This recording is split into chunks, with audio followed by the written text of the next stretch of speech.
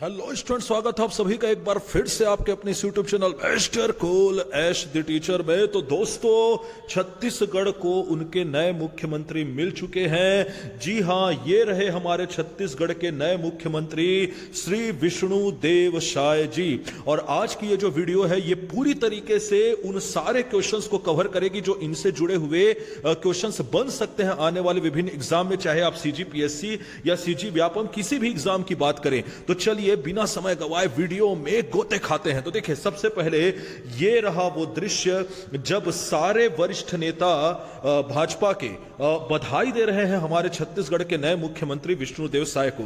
देखिए, सबसे पहले तो 3 चरणों में बैठक के बाद जो है छत्तीसगढ़ में नए मुख्यमंत्री के नाम का ऐलान हुआ है। आप लोग को मैं बता दूं कि बीजेपी से नया मुख्यमंत्री छत्तीसगढ़ में चुनने के लिए बीजेपी ने 3 पर्यवेक्षकों का गठन किया था, जिसमें अर्जुन मुंडा, सर्बानंद सोनोवाल और दुष्यंत कुमार गौतम। इसके अलावा प्रदेश प्रभारी ओम माथुर, नितिन नवीन और अजय जामवाल भी मौजूद थे। लेकिन जो 3 पर्यवेक्षक हैं इनके नाम आपको स्पेशली याद रखने हैं, ठीक है। इसके बाद इन्होंने क्या किया, जो संगठन महामंत्री पवन साय और रमन सिंह के साथ तीनों पर्यवेक्षकों ने बैठक कर उनकी राय जानी। और फिर तीसरे चरण में फाइनली विधायक दलों की बैठक हुई, जिसमें विष्णुदेव साय के नाम पर मुहर लगा दी गई। तो चलिए, सबसे पहला क्वेश्चन जो आपसे एग्जाम में बन सकता है वो है क्रम। आपसे पूछा जा सकता है कि विष्णुदेव साय किस क्रम के मुख्यमंत्री हैं छत्तीसगढ़ के। तो दोस्तों, मैं आपको बता दूं, व्यक्ति क्रम में वे 4थे नंबर के मुख्यमंत्री होंगे, वही कार्यकाल के आधार पर वे 6वें नंबर के मुख्यमंत्री होंगे। तो ये आपको अच्छे तरीके से याद रख लेना है, ठीक है। व्यक्ति क्रम में अगर हम देखें तो याद रखेगा, सबसे पहले जो मुख्यमंत्री वो बने, आपको अच्छे से पता है, अजीत जोगी। दूसरे मुख्यमंत्री रहे डॉक्टर रमन सिंह और तीसरे मुख्यमंत्री रहे भूपेश बघेल।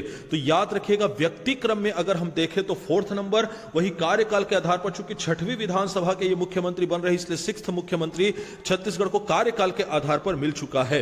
अब बात करते हैं इनकी अर्ली और पर्सनल लाइफ के बारे में। तो देखिए, सबसे पहले तो आपको बता दूं कि इनका जो जन्म है वो 21 फरवरी 1964 को जसपुर के बगिया गांव में हुआ और इन्होंने अपनी स्कूलिंग कंप्लीट की Loyola higher secondary school Kunkuri से। तो ये आपको इनकी अर्ली लाइफ के बारे में जानना जरूरी है। वहीं आपसे एग्जाम में पूछा जा सकता है इनके माता पिता और इनकी पत्नी के बारे में। तो मैं आपको बता दूं कि इनके पिताजी का नाम है श्री राम प्रसाद साय, इनकी माता थी जसमणि देवी, इसके अलावा इनकी पत्नी है श्रीमती कौशल्या साय। इसके अलावा इनके 3 बच्चे हैं, जिनमें एक पुत्र है टीडी साय, वहीं 2 पुत्रियां हैं इनकी, एन साय और स्मृति साय। तो ये रही इनकी पर्सनल लाइफ के बारे में। अब सबसे इंपॉर्टेंट क्वेश्चन जहां से बन सकता है वो है आपका इनका पॉलिटिकल कैरियर, अर्थात राजनीतिक जो जीवन रहा है इनका। तो याद रखेगा, इन्होंने अपनी राजनीतिक जीवन की शुरुआत की थी अपने गांव के सरपंच बनकर के। अनअपोज्ड सरपंच चुने गए थे अपने बगिया गांव के ये।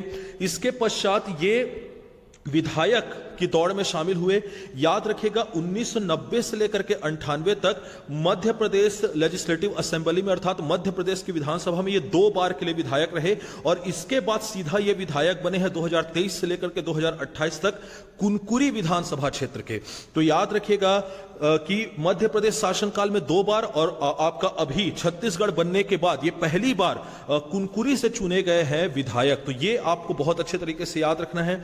इसके बाद जो 2023 से 2028 का जो 6th विधानसभा होगा, जिसमें ये इस बार कुनकुरी से विधायक चुन करके आए हैं, उसके बारे में डिटेल आप लोग को यह याद रखना है कि कुनकुरी का जो विधानसभा नंबर है वो आता है 13 और इन्होंने यूडी मिंज को हराया है। याद रखेगा, पिछली बार यूडी मिंज जो है वो कुनकुरी विधानसभा क्षेत्र से जीते थे। इस बार उनके अगेंस्ट में पहली बार खड़ा किया गया विष्णुदेव साय को। छत्तीसगढ़ बनने के बाद पहली बार ये विधायक का चुनाव लड़े और उन्होंने यूडी मिंज जैसे कद्दारवार नेता को हराया। अब बात कर लेते हैं हम इनके मेंबर ऑफ पार्लियामेंट। जी हां, याद रखेगा, इन्होंने अपना ज्यादातर समय जो है वो मेंबर ऑफ पार्लियामेंट अर्थात सांसद रहते हुए बिताया है। 1999 के 13वें लोकसभा में ये पहली बार एमपी चुने गए थे। उसके बाद 2004 के 14वें लोकसभा में फिर से ये रिइलेक्टेड हुए। इनका ये सेकंड टर्म था 2004 से 2009 तक के लिए। और फिर 2009 में लगातार तीसरी बार फिर से 15th लोकसभा के लिए चुने गए।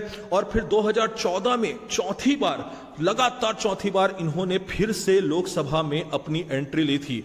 इसके बाद याद रखिएगा, जो इनका कार्यकाल है लोकसभा में पिछली बार, वो आपको याद रखना अच्छे से, 26 मई 2014 से 30 मई 2019 तक ये लोकसभा में रहे, जो इनका लास्ट कार्यकाल रहा लोकसभा में।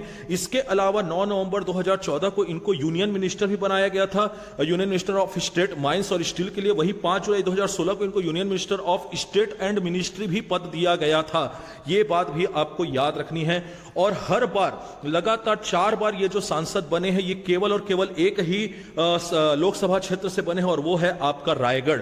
तो ये भी आपको याद रखना है। इसके बाद 2019 से लेकर के 2024 तक के लिए जो लोकसभा चुनी गई रायगढ़ से, उसमें गोमती साय को खड़ा किया गया था। पहली बार विष्णुदेव साय को यहां से नहीं खड़ा किया गया। शायद प्लानिंग रही होगी बीजेपी की कि उन्हें विधानसभा चुनाव लड़वाया जाएगा, इसीलिए शायद उन्हें खड़ा नहीं किया गया होगा।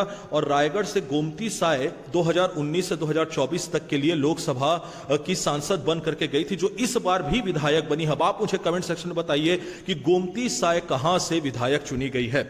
चलिए आगे बढ़ते हैं। इसके अलावा आपको एक लास्ट चीज जो इनके बारे में याद रखनी, जो आपसे पूछी जा सकती है, तो याद रखेगा दोस्तों, ये 3 बार भारतीय जनता पार्टी के प्रदेश अध्यक्ष के रूप में भी कार्यरत रह चुके हैं। पहला कार्यकाल इन्होंने निर्वाहित किया था 31 अक्टूबर 2006 से लेकर के 11 मई 2010 तक।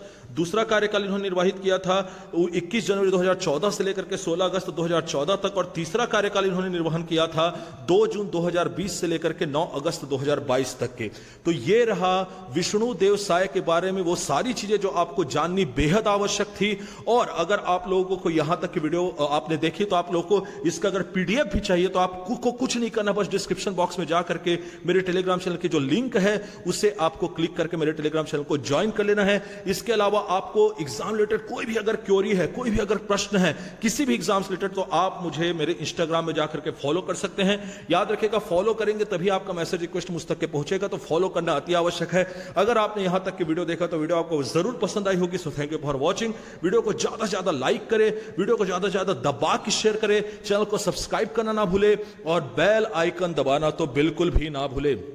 मैं मिलूंगा आपसे नेक्स्ट वीडियो में, तब तक के लिए मैं आशीष पांडे आपसे विदा लेता हूं। धन्यवाद।